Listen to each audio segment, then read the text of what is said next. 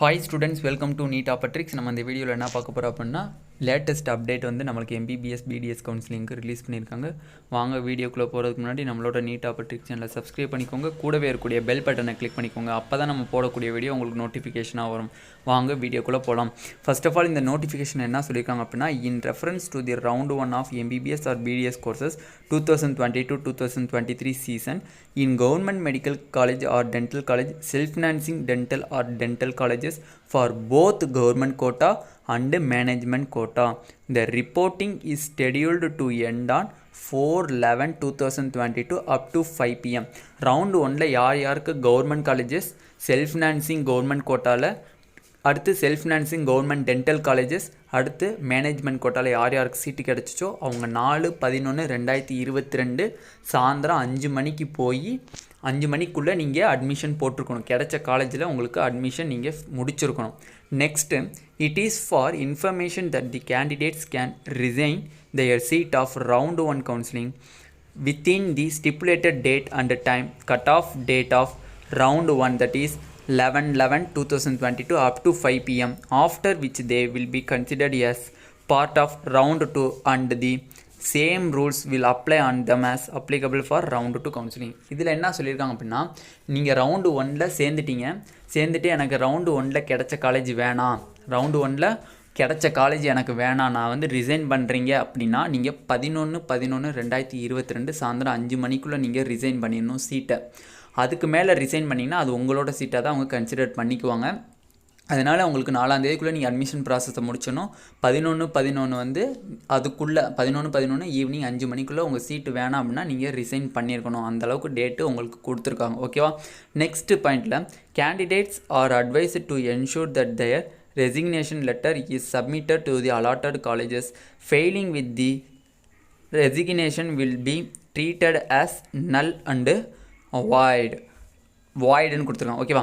அப்போ இதில் என்ன சொல்லியிருக்காங்க அப்படின்னா, ரெசிக்னேஷன் பண்ணக்கூடிய ஸ்டூடெண்ட்ஸ், எனக்கு இந்த சீட்டு வேணாம், ரவுண்ட் 1ல் கிடச்சிருச்சு, நான் பட் அட்மிஷன் போட்டுட்டேன், 11/11க்குள்ளே நீங்கள் ரெசிக்னேஷன் பண்ணணும் அப்படின்னா அந்த காலேஜில் போய் ரெசிக்னேஷன் லெட்டரில் நீங்கள் ஃபில்லப் பண்ணி காலேஜில் சப்மிட் பண்ணிடணும். சப்மிட் பண்ணிட்டீங்க அப்படின்னா 11/11க்குள்ளே பண்ணிட்டீங்க அப்படின்னா உங்கள் சீட்டு வந்து ரிசைன் ஆயிரும். இல்லை 11/11க்குள்ளே பண்ணலை அப்படின்னா நீங்கள் நல்லார் வாய்டுன்னு சொல்லிடுவாங்க. ஓகேவா? நீங்கள் ரெசிக்னேஷன் பண்ணல, அது உங்களோட சீட்டை அவங்க கன்சிடர் பண்ணிக்குவாங்க.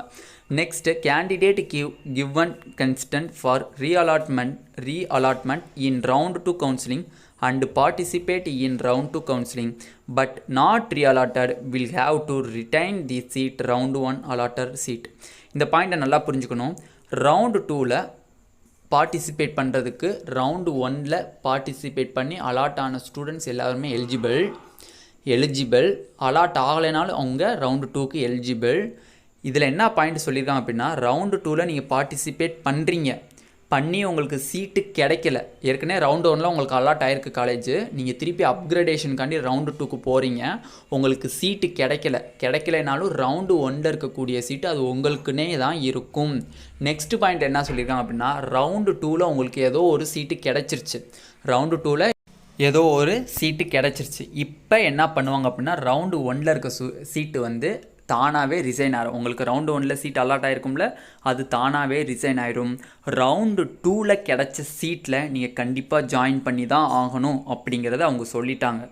இல்லை சார், நான் ரவுண்டு 2ல் நான் பார்ட்டிசிபேட் பண்ணல, ரவுண்டு 1ல் கிடைக்கக்கூடிய காலேஜவே நான் வச்சுக்கிறேன் அப்படின்னு சொன்னீங்க அப்படின்னா அது ஒரு ப்ராப்ளம் கிடையாது. பட் அவங்க என்ன பண்ணுவாங்க, ரவுண்டு 2க்கு அப்புறம் நீங்கள் not eligible for successive rounds counselling, mop up, stay வேகன்சிலாம் எதுவும் கிடையாதுட்டாங்க. பட் நீங்கள் ரவுண்டு 1ல் அலாட் ஆகிருக்கு, நான் அதே காலேஜ் வச்சுக்கிறேன், இல்லை எனக்கு ரவுண்டு 2ல் அலாட் ஆன காலேஜ் வேணாம் அப்படின்னா எத்தனாம் தேதிக்குள்ளே போய் ரிசைன் பண்ணணும், 11/11க்குள்ளே போய் ரிசைன் பண்ணணும்.